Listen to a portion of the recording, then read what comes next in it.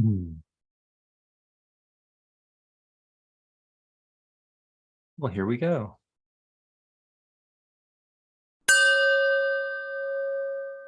Here's Reverend Bill with your God Call. A lot of times I find myself telling people to breathe. And it's not that they don't know how to breathe or they've forgotten for some reason to breathe. The reminder is that they can choose to be in this specific present moment, right here and right now. And more than just breathing, it's breathing out. That surrender, that release, that letting go, that makes way for something brand new to come in. So here's an idea. Take a deep breath right now.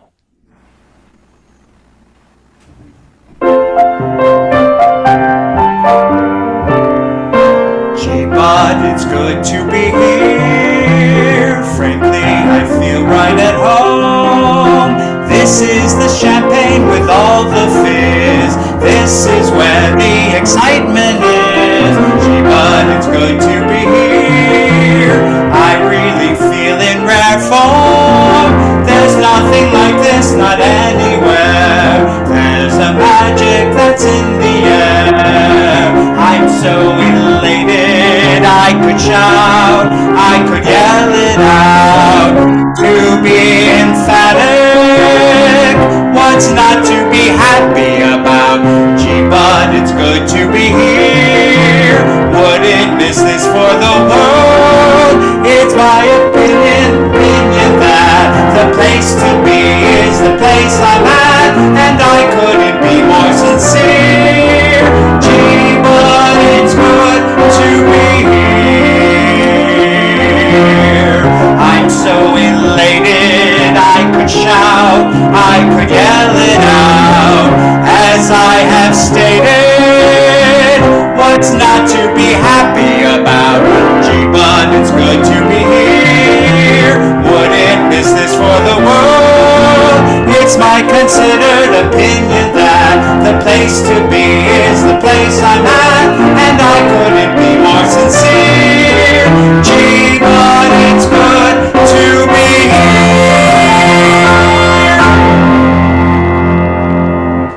Oh, thank you, Jeff Lesser. Wonderful to have you with us. So upbeat and forward. It's good to be here. Good morning, New Thought, Philadelphia.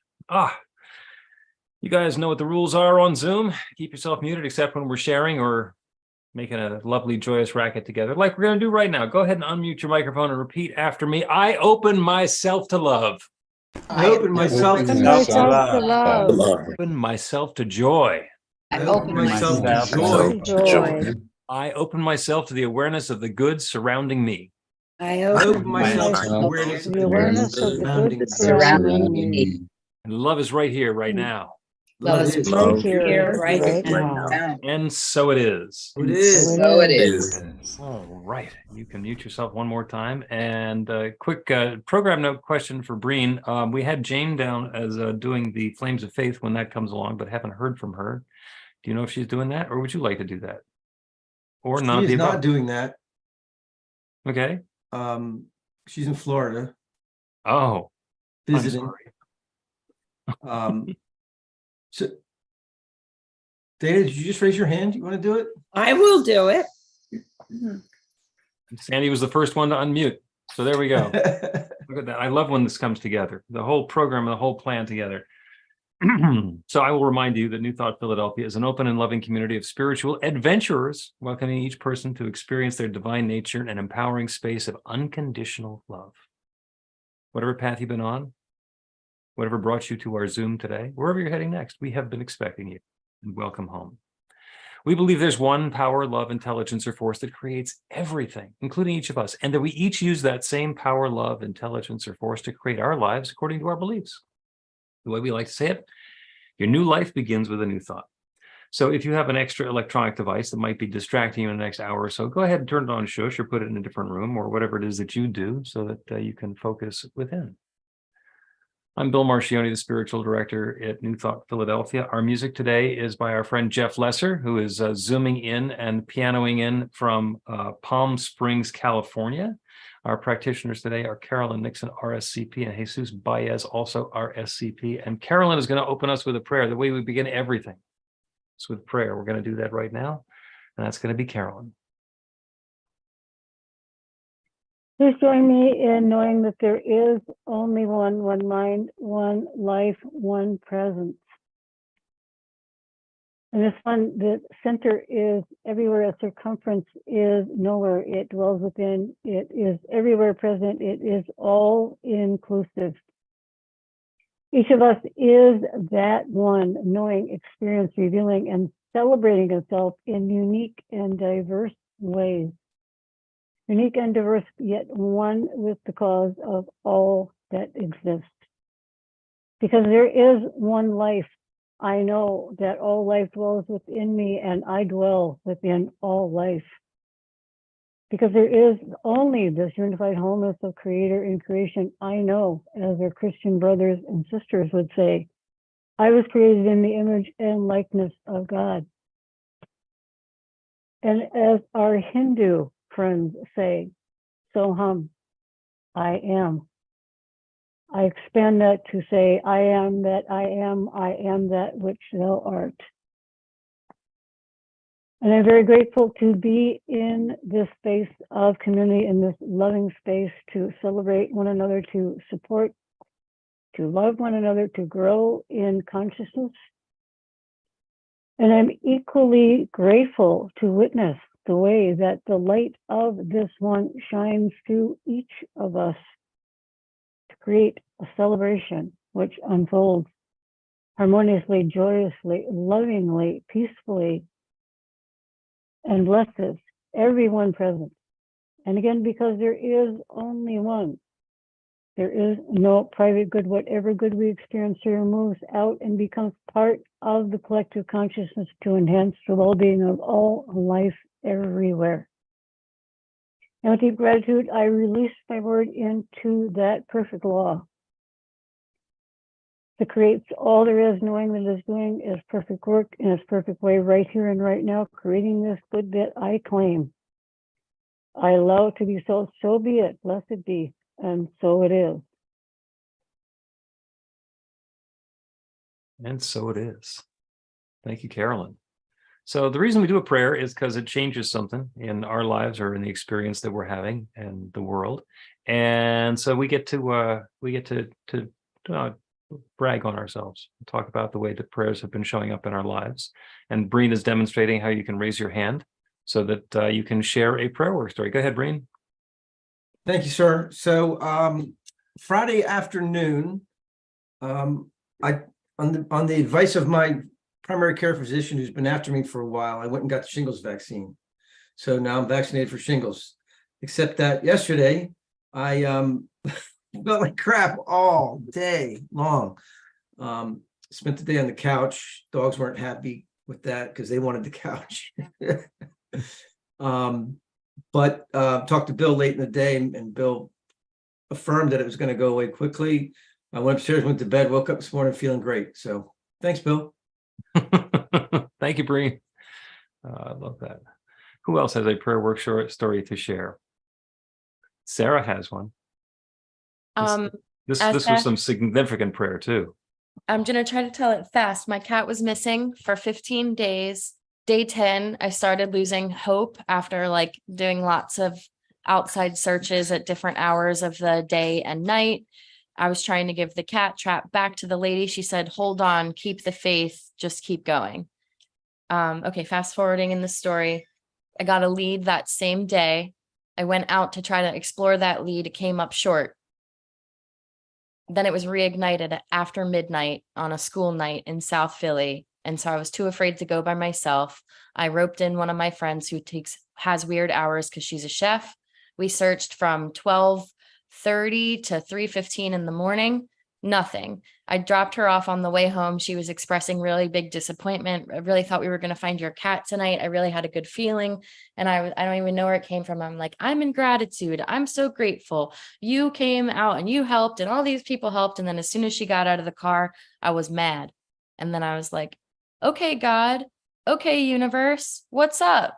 Like, we're doing the things. I've got the whole prayer team on this. Like, where are you at? I believe in you. So like, show yourself, let's go. And I'm literally talking out loud in my car like a crazy person at almost 4 o'clock in the morning. It's now like 3:45. And I have 2 turns left to get to my house. And I make that first turn right after being like, all right, I'm ready. Now is the time.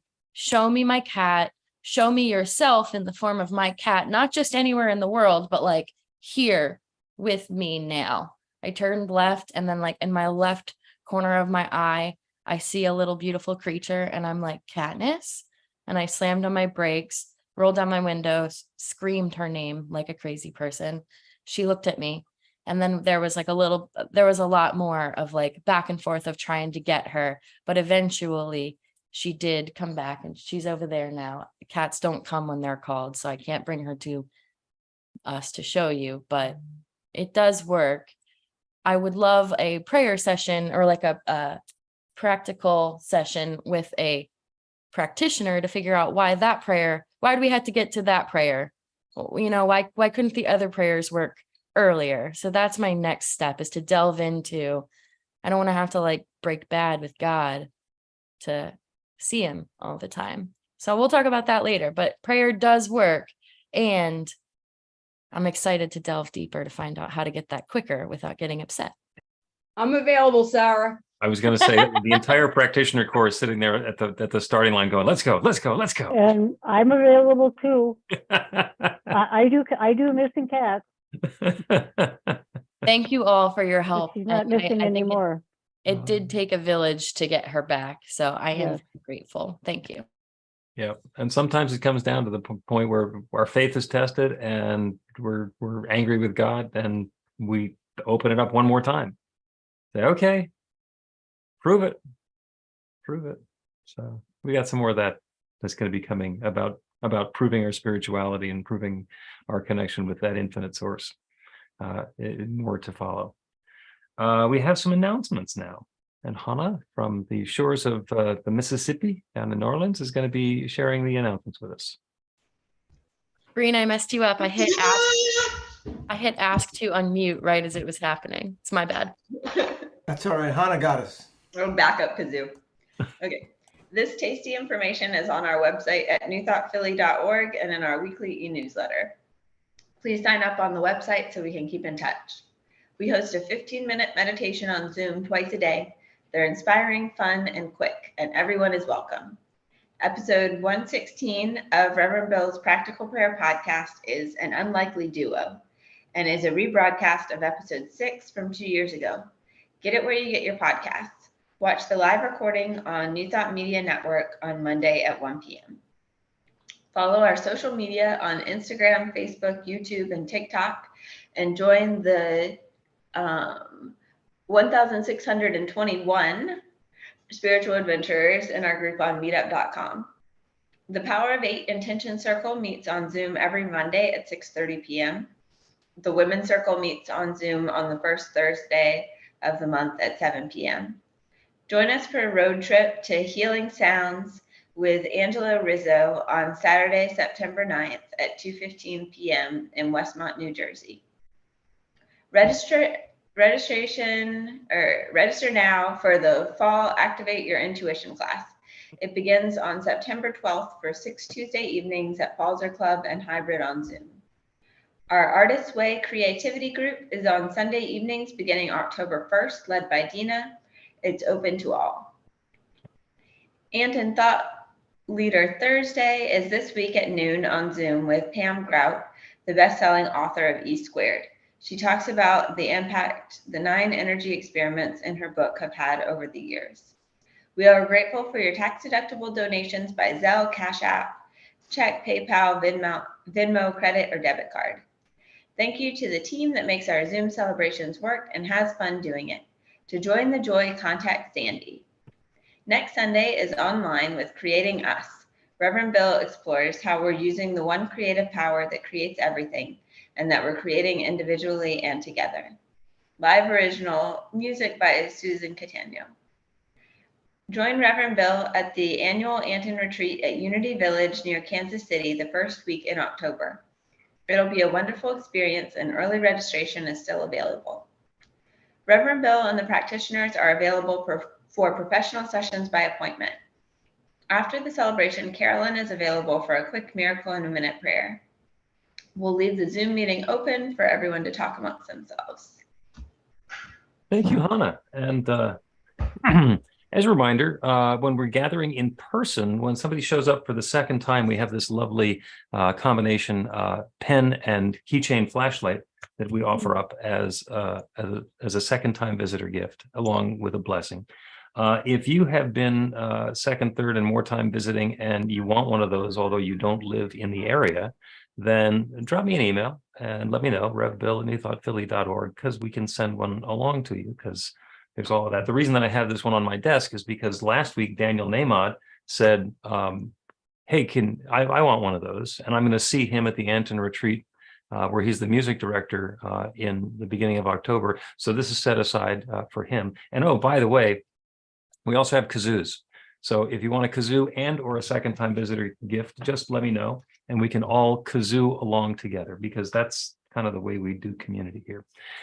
For first-time guests, we have a lovely blessing and an invitation to get onto our contact list. I don't see any first-time visitors here today. I'm seeing lots of blessings that are going on. So let us bless ourselves and each other. So go ahead and rub your hands together, feel the warmth. Share that with everybody in the group. Know the truth that we are the bright light of God's love, shining, sharing, expressing, and revealing itself in a way that is uniquely us. And I am so grateful for each one here. As Jeff sings the next song for us, go ahead and go into gallery. You make eye contact with the people we're in community with. Whether you've got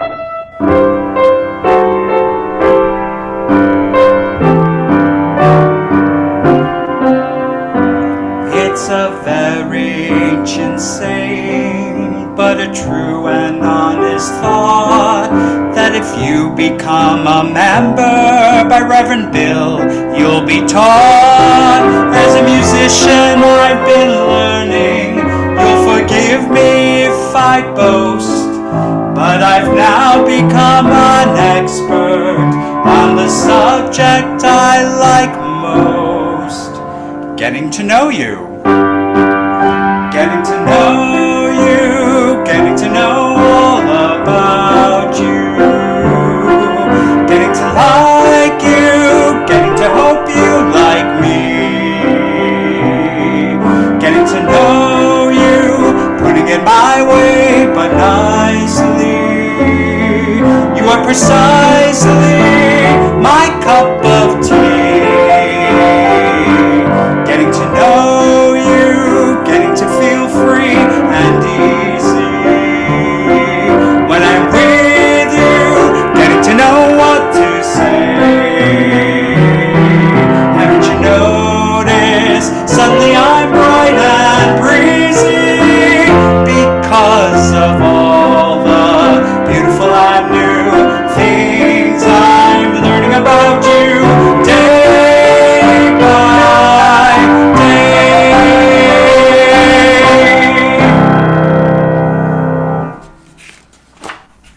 Thank you, Jeff. Thank you, Jeff. And flames of faith. As they say in the playbill, the little substituting for Jane Rourke, it will be Sandy Freed. We perform this ceremony to acknowledge that all people and all faiths come from the one power, love, intelligence, which we call spirit or God. We honor the richness that comes from our shared diversity and bless the interwoven energy of the divine feminine and masculine. We light the first candle for the Tao, honoring the universal path of harmony and equilibrium, the natural way. We light the second candle for the shamanic traditions, honoring the beliefs and practices of all indigenous peoples, the way of primal spirituality. We light the third candle for Hinduism, honoring the path of knowledge, action, and devotion. We light the fourth candle for Judaism, honoring the ethical path of living by sacred law. We light the 5th candle for all forms of Buddhism, honoring the Four Noble Truths and the path of compassion. We light the 6th candle for all forms of Christianity, honoring the Christ consciousness as the path of love. We light the 7th candle for all forms of Islam, honoring the path of submission to the will of God as the highest calling. We light the 8th candle for the universalistic religion of Baha'i, honoring the path of unity and peace. We light the 9th candle for all forms of New Thought, honoring the metaphysical path of mental healing through the practice of universal spiritual principles. As we light the healing candle, please put silently into the light the names of anyone or any place you wish to have experienced the healing flame of God's eternal love.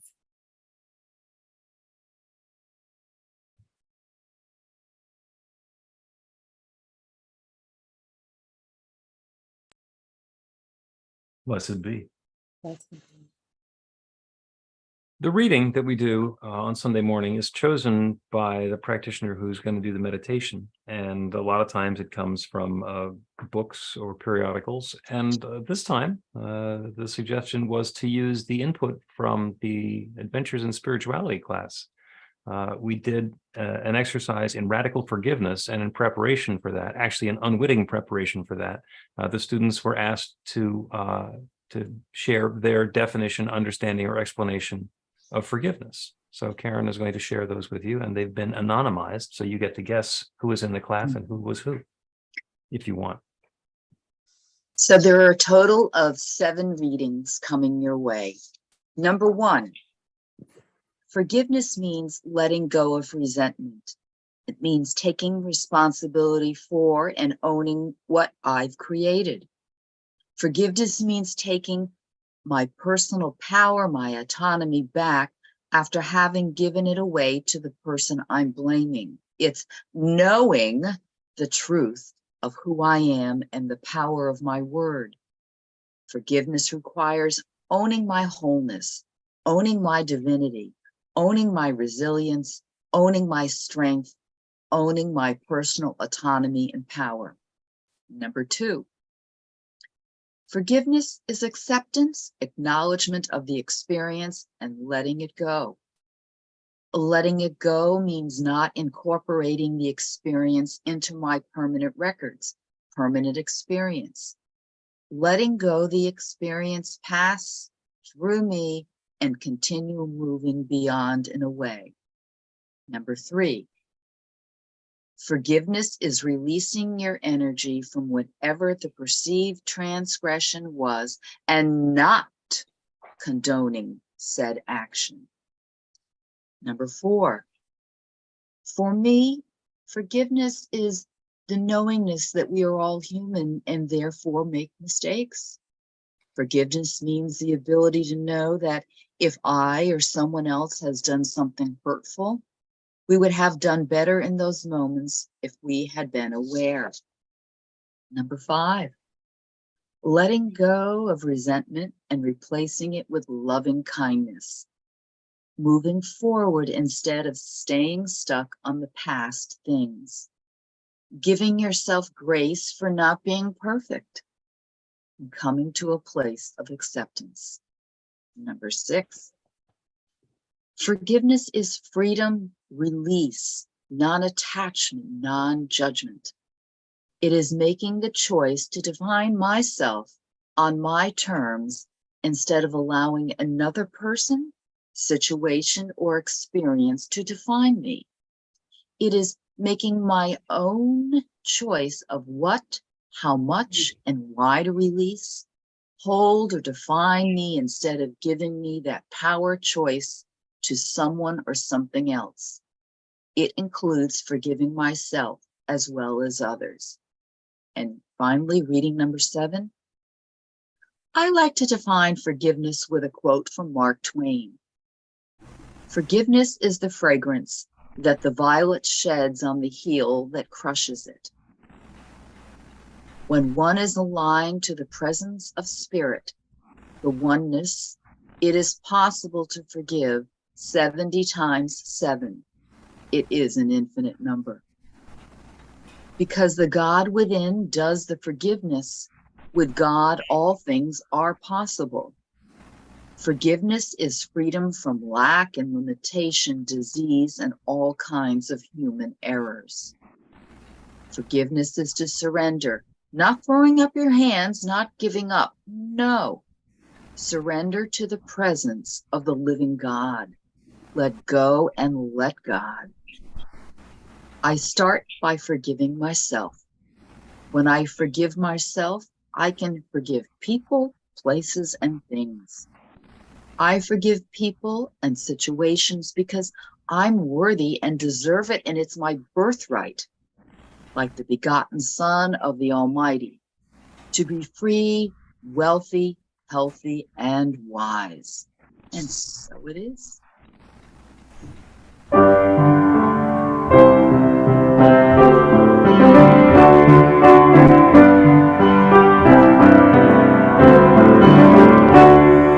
I sing the body electric. I celebrate the me yet to come. I toast to my own reunion when I become one with the sun. And I'll look back on Venus, I'll look back on Mars, and I burn with a fire of 10 million stars. And in time, we will all be stars.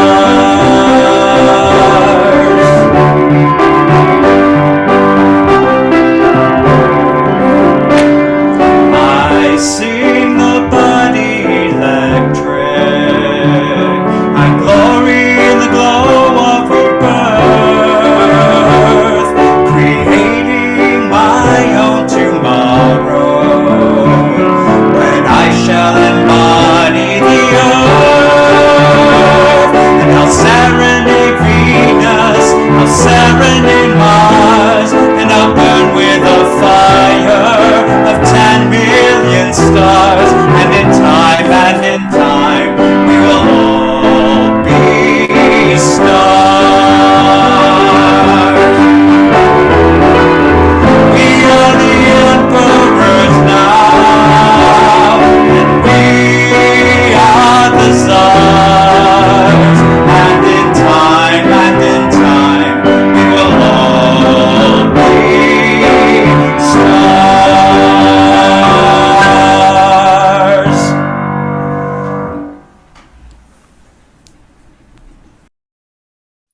Thank you, Jeff. Thank you so much. That's wonderful having you here. So I'm right, and you're right. Spent some time a week ago at the Parliament of the World Religions. Got the T-shirt on now. And the talk today is called "The Best Ideas in the World," and these are the nuggets that I came out of the Parliament of World Religions with. If you change that to "I'm all right," and you're all right, then you start getting a little bit into the meaning and the essence of the Parliament of the World Religions, which is not to get us all to be the same religion, but to identify and understand that when people are on a spiritual and religious path, and they have their community, and they have their practice, and they have their intentionality, there's room to find other groups, other people who we have something in common with. We are probably one of the few traditions that is either willing to or actually does light 9 flames of faith for different paths every Sunday. Because what we understand is that there is something good in all of them. Got into conversations with a lot of people, individuals, and a lot of times they would be hearing about New Thought for the first time. And so I got to fine tune the elevator pitch on what New Thought is. And it's easiest for me to describe New Thought as the greatest hits of all the world religions, or all the world's practices. because what we want to do is love like Jesus, believe like Moses, pray like Muhammad, and meditate like the Buddha. And when we can do that, that's a really good start into who we want to be and the way that we are able to accept and activate the traditions, the best thing that comes from all the traditions. And it was all about commonality. The stats are that there were 7,000 people at the parliament total. I think that's a high estimate, but that's okay. There were a lot of people there from a lot of different traditions, and there was a lot going on in the program. And the experience for me divided itself up into personal interactions that I was having and program activities, because when people have an opportunity to speak in front of a group of 7,000 people from different traditions, they like to do an idea dump and get as much out there as possible, which is why it's taken me over a week to kind of even start processing all of the content that I came up with. It was delightful. I got a chance to spend a few days in Chicago with Carolyn. She came down from Milwaukee, and we were at the Parliament together for a couple of days. We were doing the evening meditations from the New Thought prayer room at the Parliament of World Religions, which was just fun. We both got the same T-shirt on today. And being able to connect in community with the people who were there. There were 10 different organizations from New Thought, and we all got exhibit booths next to each other in the exhibit hall, and then took down the drapes that divide them. So it was a very much an open and common area where we were right next to Agape, and Michael Beckwith was hanging around. Got a great picture of me and Carolyn with Michael, which was fun. And the Centers for Spiritual Living on the other side, and Unity was behind us, and it was a really wonderful opportunity to connect with people. And part of it was our own people, and part of it was the other people who were there as well. And the watchword for me came out to be curiosity, because when I have a conversation with somebody and I think I know what they're going to say, then I take away their opportunity to actually say something or to be informed of something new. So one of my favorite techniques was when I got on the elevator at the hotel. We stayed basically at the event hotel, which is still a half a mile away from where the convening was going on. So in the morning, I get in the elevator, and if there was somebody in the elevator who had the Parliament credentials on, I just struck up a conversation with them. And 2 or 3 times it wound up being a wonderful conversation. Once it was a Unity minister, so she's already inside the New Thought family, and we got to chat about what we have in common and the paths that we've been on together. Another time, it was a Baha'i.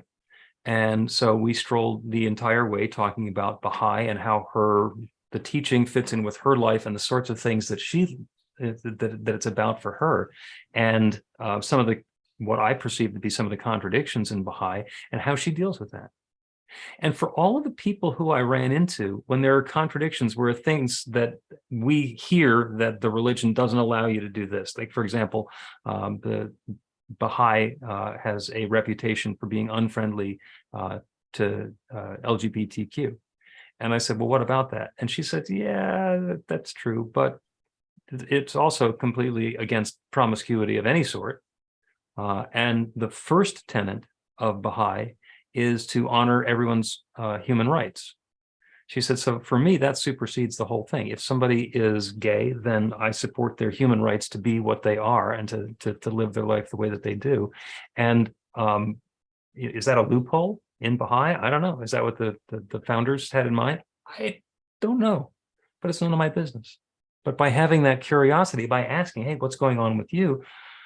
I had the opportunity to connect in and learn something and inform myself. The registration system was completely messed up.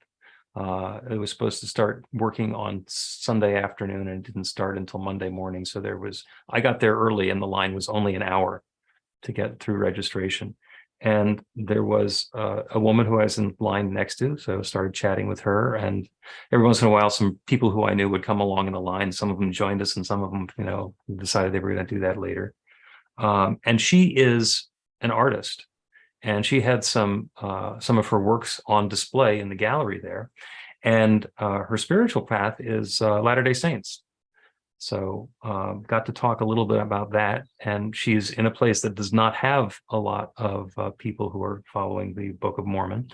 And also is not doing artwork that's particularly supported by her faith tradition. There's a lot of spiritual and religious iconography that she uses in her work that is not particularly well accepted by her group.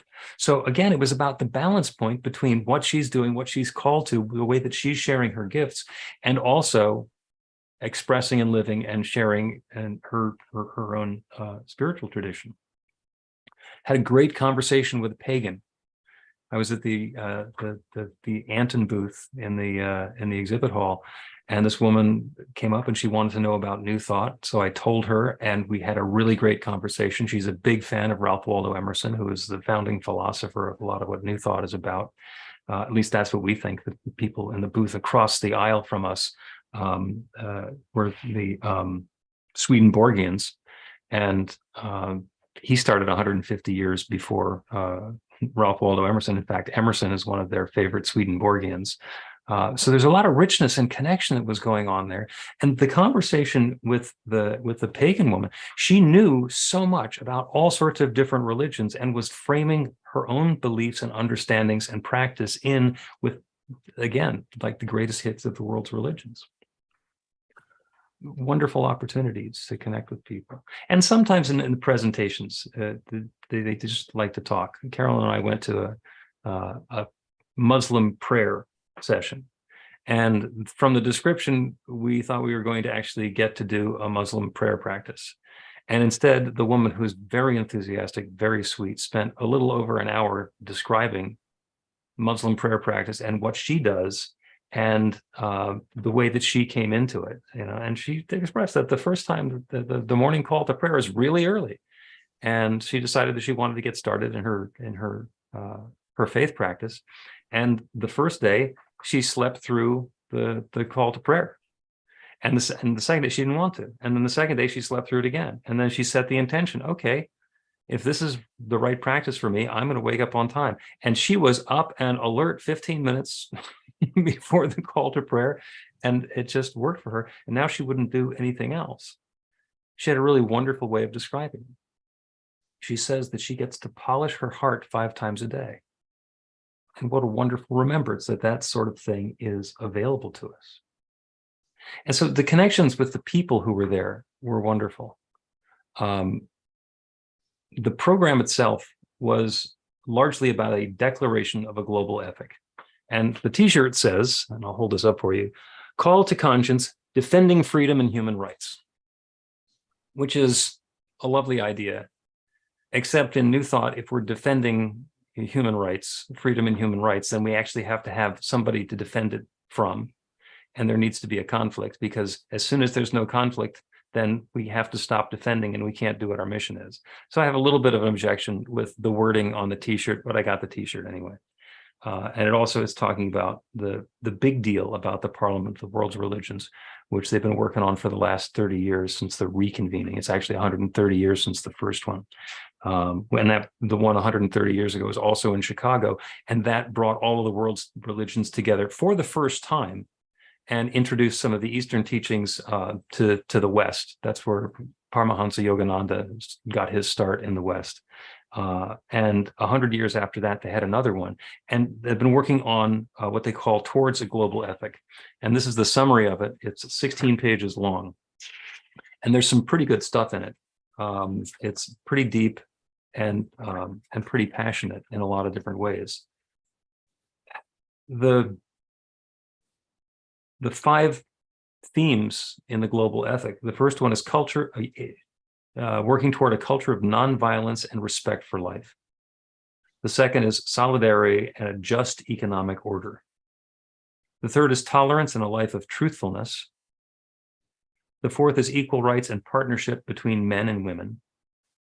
And the fifth is working toward a culture of sustainability and care for the earth. And it turns out that all of the world's religions have those in common. You can shorthand it: respect for life, economic justice, truth and compassion, women's rights, and care for the earth.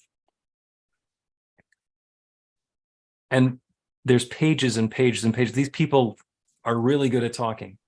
I mean, a lot of them are ministers, and they're really good at using a lot of words anyway. We get a bunch of them together, and then there were some politicians. And we get the political leaders. The mayor of Chicago was there. Raphael Warnock made an appearance by remote video. Jesse Jackson received an award. There's lots and lots of words that can be used. And when you can distill them back down to the 5 that are on the back of this T-shirt, then it says something about the claim that we're making and who we want to be. A lot of it was about human rights and about sustainability. And the sustainability stuff is something that I am passionate about. And I went to a panel that had some amazingly well-informed and passionate leaders. One of them was talking about basically that water is life and how important water is. And I did not realize that it takes 16 pounds of grain to make a pound of meat. And it takes a similar amount more water to make a pound of meat than it does to make a pound of grain. And the question came up, do I choose to buy a pound of beef for my family and risk the possibility of 15 families going hungry? Now, in essence, it's a distribution problem rather than an actual supply problem, but that's there. There's some other problems with the meat industry and the agriculture business as well. It's tremendously wasteful. So did I go vegan or vegetarian while I was at the Parliament of World Religions? Not entirely, although I'm angling that way a little bit more than I had been. On that particular panel, there was a rabbi who's a world leader, and he has spent a lot of time in a lot of slaughterhouses. And he says it has to be hidden from the public what goes on there, because there's no way that the agricultural industry can work without being cruel. And it's something else to think about. The land that gets used, it takes 75 times as much land to make a pound of beef than it does to make a pound of tofu. I'm not a huge fan of tofu, but I see the point. There were some other people who were on that particular panel. One of them happened to be the leader of the Sikh community. I am a huge fan of the Sikhs. The Sikhs were there, and they have a thing called langar. And this guy was actually the head of the group that does that. Langar is a community kitchen. And what they'll do is they'll set up a langar kitchen, and they will prepare a meal, and they will serve everybody who shows up, from the most impoverished people to the mayor of the town. Everybody gets treated exactly the same way. They set up tents outside the McCormick place. And the numbers that they did were 2,000 to 3,000 people a day. They did this every day for the entire parliament. And the process is, you go to their tent, you take off your shoes, they put a head covering on you for you, wash your hands, and then get escorted in, and you're seated, and you don't get your own food, you don't get your own anything. You sit down and you're served. They come through with basmati rice and curry and gulab jamun and just wonderful food that is cooked well and cooked with love. And through all of it, they were thanking us. They were thanking us for coming to their lunch. Can you imagine 3,000 guests for lunch every day, and you're thanking them? And I went on Friday, and they were still grateful. They were still thankful. They were still wonderful. And what a wonderful way of demonstrating your faith and who you are in the world. It's just, it was over the top as far as I was concerned. And the leader of their organization was talking about some of the issues that they were dealing with and some of what they're bringing to the world and why they're vegetarian and vegan. The other wonderful quote that came from that particular panel was from Michael Bernard Beckwith. And he was talking about how we share our beliefs. And he pointed out that a believer who hasn't embodied their belief becomes a radical trying to get others to accept their beliefs. So what he's encouraging us to do is embody our beliefs. If we believe that the planet needs something, then we need to be what the planet needs, so we can take that in the right direction. If we are defending human rights, if we're defending LGBTQ rights, we have to embody that. We can't just talk about it and try and convince other people to do that. And I thought he was particularly on target with that one. And I went to a bunch of sessions on LGBTQ rights, which was fascinating. One of my favorite ones was on queer spirituality, which first of all was fun because they were having fun with it, and they were brash and out there, and it was great. And the guy who was facilitating said that queer people, by being their authentic self, are an activist. And he pointed out some particular Bible stories, Old Testament and New Testament, and said one of them is the story of Jonathan and David in the Old Testament. He says that's the gayest story ever.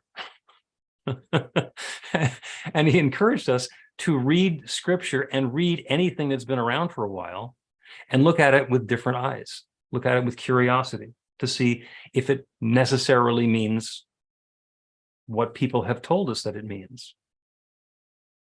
People think that the prayer that Christians should do over and over and over again is the Lord's Prayer, because everybody says it all the time. And right before he did the Lord's Prayer, Jesus said, do not pray by vain repetition. So maybe don't say that prayer. Maybe learn kind of to pray the way he said that we should learn to pray. Maybe it means something different than we thought it means. This guy also pointed out that Jesus hung out with 12 guys and hookers. So maybe there's something going on there. That's not exactly what has been promoted by his group ever since. And it's about being present. It's about being curious. It's about being engaged and involved. I'm right, and you're right. And together we're all right. Somebody pointed out that the words listen, silent, and enlist are all anagrams. So by being quiet, by being open, by being willing to engage in our commonality, maybe there's a possibility that something new is possible. There's a really powerful talk that was done one of those mornings by Marianne Williamson, who has who has some bruises from having been in the political world for a while and talked about those. And one of the key points that she made is that religion is radical. So when we're owning our religion, our spiritual path, the truth of who we are, if we're sharing ourselves and know that I'm all right, and are open with curiosity to finding out what's all right about somebody else, and be able to listen to them, there's a brand new possibility. As I was talking to the Baha'i, as we were walking into the convention hall together, we talked about having this conversation. And she said, yeah, I've had this conversation with a bunch of people, because a lot of people don't know about Baha'i, and a lot of people don't know about New Thought either. And she says they tend to fall into two categories for her. One is the people who are really interested, who are curious, who want to understand more and are asking really pointed questions. And the others are the ones who have their own faith and they want to convert you. They wait for you to take a breath so they can say what their point of view is. And I think that's what Michael Beckwith was saying. Once we've embodied who we are, when I'm comfortable with who I am, then you can be whoever it is that you're going to be. And I can have my understanding about how it's going to work or how it might work for you. I had the experience on my podcast. My podcasting partner 2 years ago was proudly telling me that she's a card-carrying control freak. And I was able to meet her where she was and go, oh, okay, that's great. Let me know how that's going for you. Knowing full well that as she dives into this New Thought teaching, she's going to have to give that up because we don't have any control. We have the illusion of control. And over the course of the last 2 years, partway through, she turned in her control freak card. And for her Christmas present was for me to send her a picture, one that I made up with canceled written across it. But she didn't cancel her control freak card because I told her she had to. And I didn't have a judgment about her and thinking that having a control freak card was a good thing. Because I had a control freak card in my life and turned it in. Because there's a bunch of stuff that I used to do that I can't do anymore, because as I've been open and grown into different things, new possibilities unfold. And the same thing is true for everybody. The same thing is true for each of us. You do not have to go to the Parliament of the World Religions and be overwhelmed by 7,000 of your best friends. You can do it a little bit at a time. Be open, be curious. Know that you're right, and so is everybody, and see what that means. See what that means. See how love is unfolding as that, because you deserve it. We all deserve it, and so it is.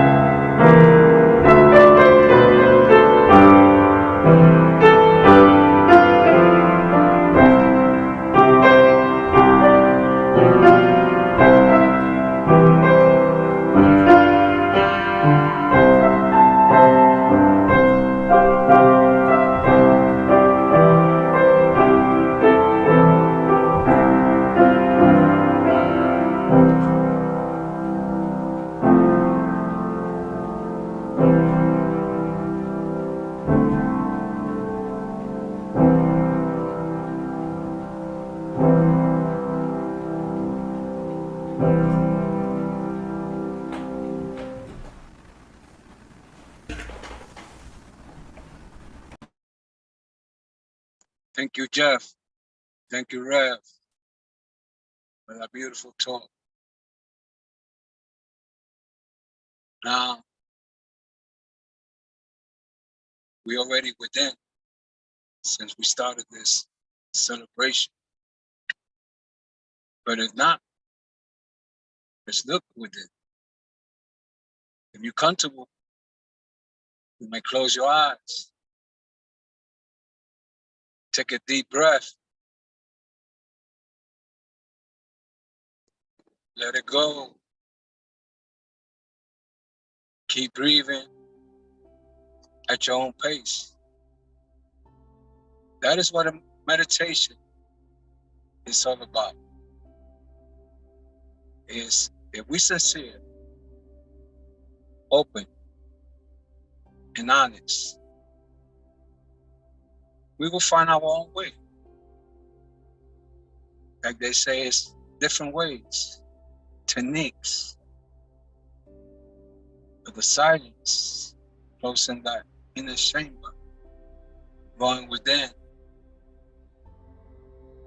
that is the way, the truth, and the life. So we are. I want to start, and you can embrace, you can embody the word enthusiasm. Like Reverend Bill was saying about that lady, Muslim lady, praying enthusiastically. When we come to the celebration, when we get up in the morning, are we enthusiastically? Enthusiasm, it don't come from without, from our relationship, houses, cars, whatever we could possess. It's a gift that we receive before the foundation of the earth, of the world. It's rooted, theos. Greek is God. It means the fire of God within. It's already there. You could put dirt, you could cover it, but you could desecrate it, but definitely you cannot eliminate it. That's why the Greek call it the eternal flame of God's love. That's what we call it in the flames of faith. We do it week after week. We go to work day after day. We get up with enthusiasm. It's like a childlike getting up, opening the gift. It's something that we discover within ourselves. And every day, every minute, we live with enthusiasm, with the fire of God's. And in this morning, that flame, we're going to turn it up a bit. Not only this morning, every day, we're going to turn the flame of God's eternal love in us. That's the light that John speaks about. We are the light of the world. A city sitting in the hills will not be hidden. So let your light shine before the universe, before everybody. And everybody will glorify the God within each one. That God presence want to become manifest in each one of us with enthusiasm. Just like that word forgiveness. I was chewing in that word day after day. I want to chew on the word enthusiasm. What it means. What a journey with it. It's eternal. It's there. They start turning it up. Minute after minute. Day after day. In this journey. With that fire of God in each one of us. So as we go into the silence with enthusiasm,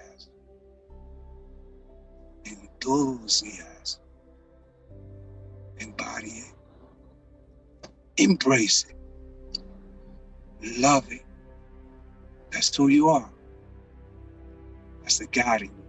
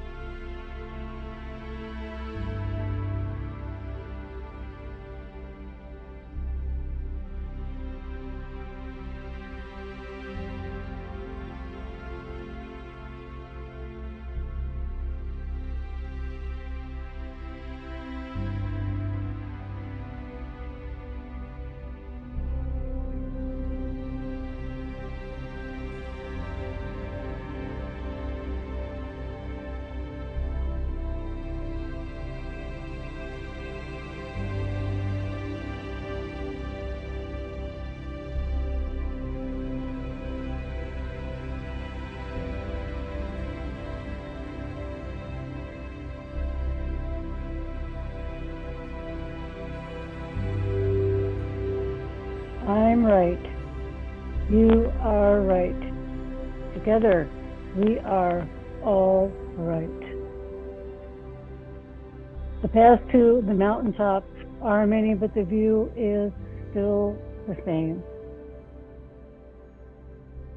The paths are merely different ideas of how we explain this one, this great mystery, this one which created all there is, and how we relate to it. And none is more powerful, potent, any more valuable or less valuable than any other. Each has something to contribute to the good of all. When we reach that top of the mountain, yes, that view is the same, that wholeness, that oneness. And when we look beyond all of these texts, thou shalt not, thou shalt, we find out that we have more in common than we do in difference. And everyone has something unique to contribute to the well-being of all life, all sentient life, to our planet, which houses us, which feeds us, which clothes us. And with one another, we all want to live in peace.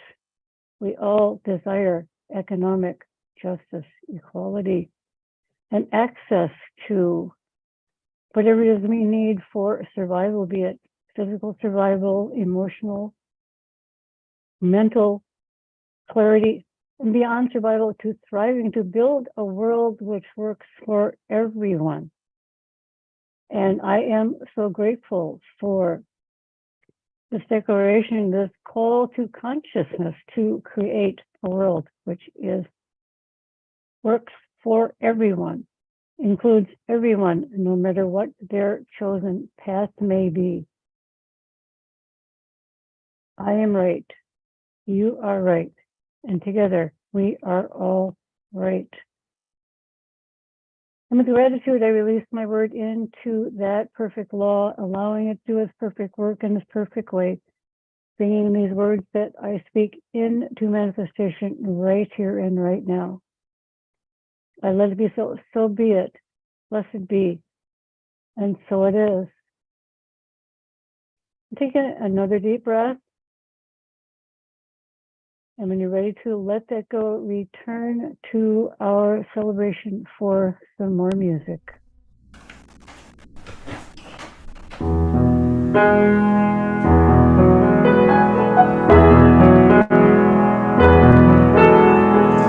I can show you the world, shining, shimmering, splendid. Tell me, princess, now when did you last let your heart decide?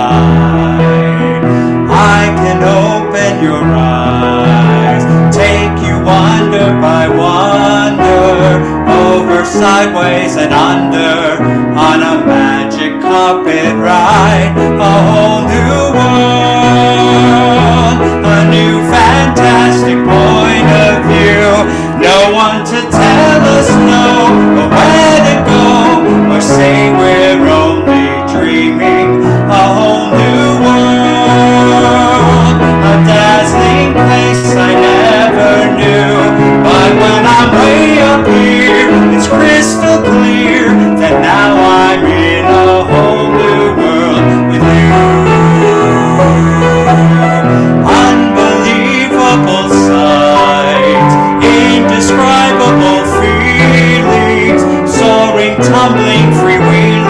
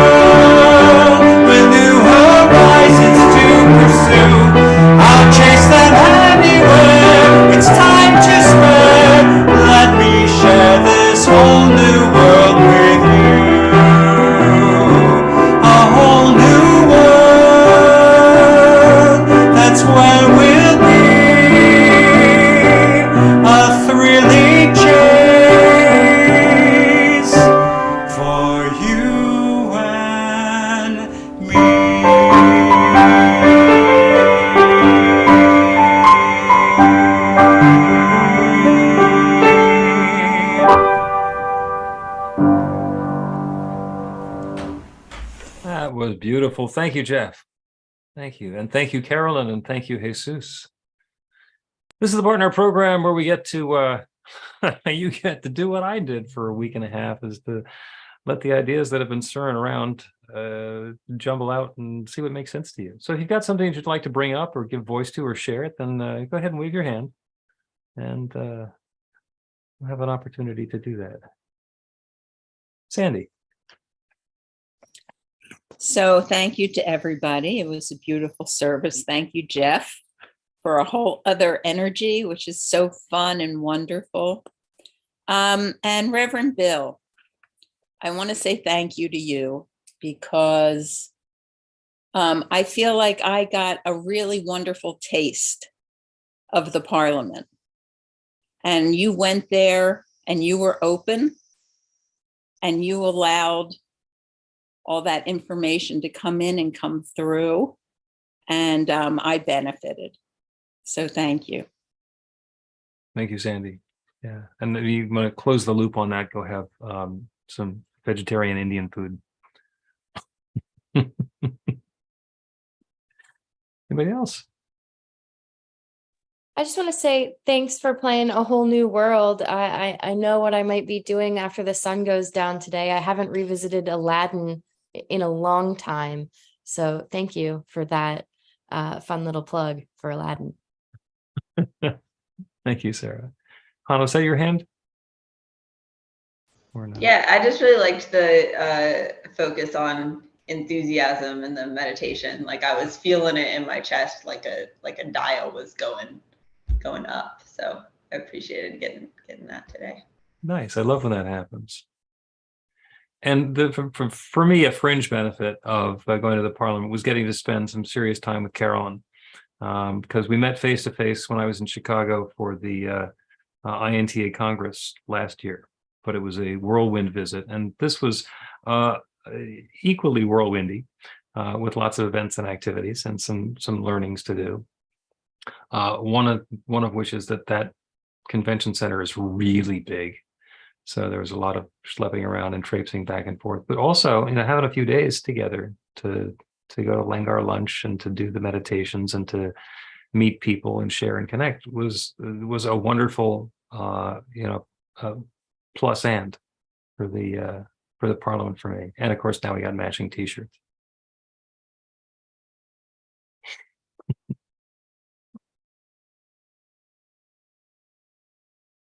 Anybody else? It was pretty terrific for me too, hanging out with you. And the lunches. Yeah, and the lunches. Dina. Yeah. I just thought it was a great service and a great talk. And I've been listening to you for the last, since you've been home, talking about the event, and you just put it together so well.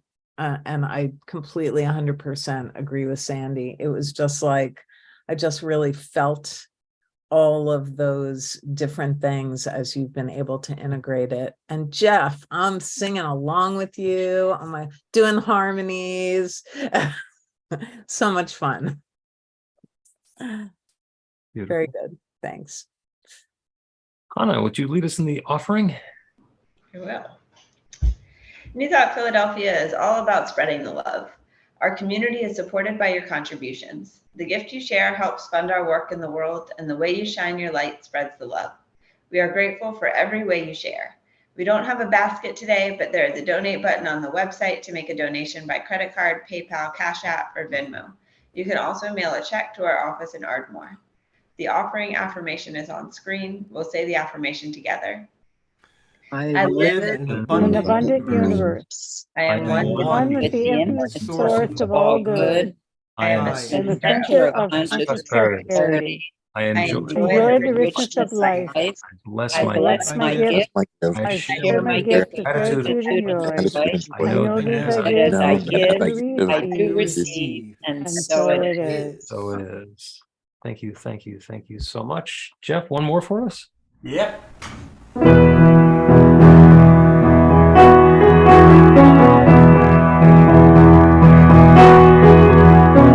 Come stop your crying, it'll be alright. Just take my tight. I will protect you from all around you.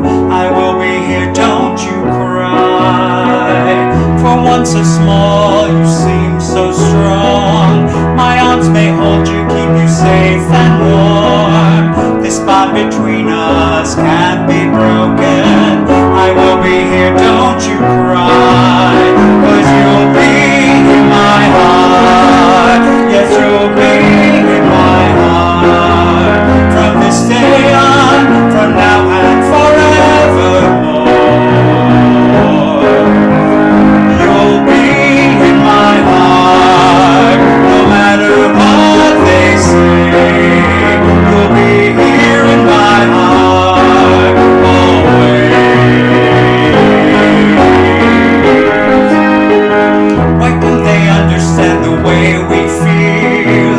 They just don't trust what they can't explain. I know we're different, but deep inside us, we're not that different at all.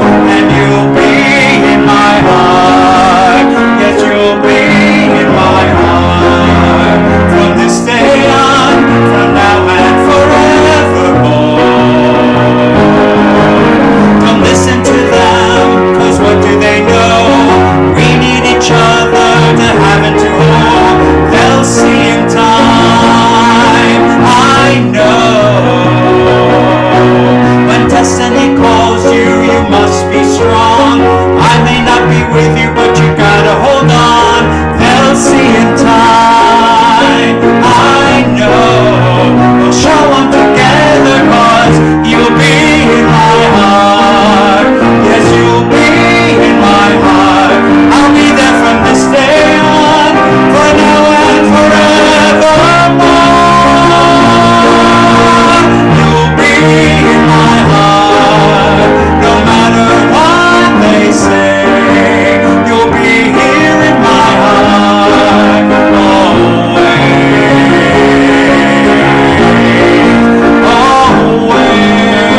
always. Just look over your shoulder.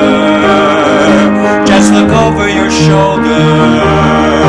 Just look over your shoulder. I'll be there always.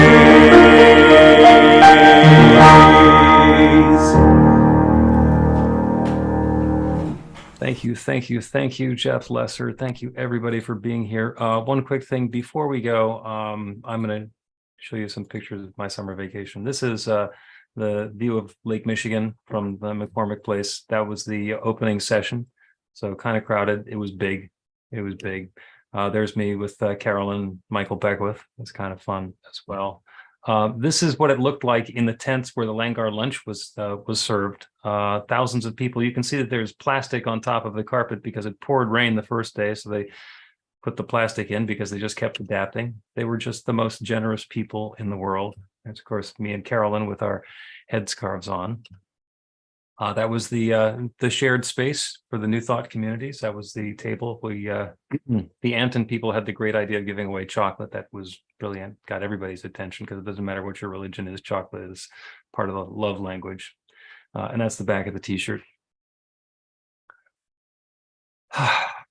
So thank you for allowing me to share, and let's go ahead and unmute and close with another joyous cacophony. Repeat after me. I am love. I am love. Love. I am light. I am light. Light. I am right. I am right. You are right. You are right. Right. We are all right. Right. We're all All All right. right. And so it is. So So it it is. is. It is. Woo, woo. Okay. Okay. Thank you, team. Thank you all. Thank you, Jeff. Did it.